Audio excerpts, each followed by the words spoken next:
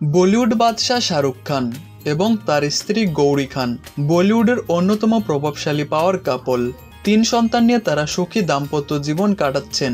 তবে তাদের সম্পর্কের শুরুটা সহজ ছিল না। গৌরীর বড় ভাই বিক্রান্ত শিবরর শাহরুখকে একদম সহ্য করতে পারতেন না এবং তাকে খুন করতে চাইতেন।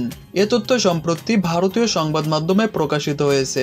গৌরী, যিনি একটি সম্ভ্রান্ত হিন্দু পরিবারে জন্মগ্রহণ করেছিলেন, তার মুসলিম প্রেমিক শাহরুখের সঙ্গে সম্পর্ক শুরু করলে তার পরিবার প্রথমে তা মেনে নিতে পারেনি। প্রথমে শাহরুখ হিন্দু নাম নিয়ে গৌরীর পরিবারের সঙ্গে যোগাযোগ করার চেষ্টা করেছিলেন, তবে বিষয়টি ফাঁস হয়ে যায়।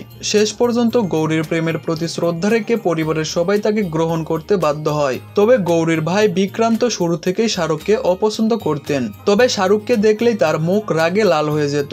আসলে বিক্রান্ত আমাকে নিয়ে খুব পজিটিভ ছিল। মনে মনে সে কতবার শাহরুখকে মারার চিন্তা করেছিল, তার কোনো হিসাব নেই। এদিকে শাহরুখ কখনোই গৌরীর ভাইয়ের এ আচরণে প্রতিক্রিয়া দেখাননি। বিক্রান্ত তাকে মারার হুমকি দিলেও কিং খান শান্ত থাকতে পেরেছিলেন।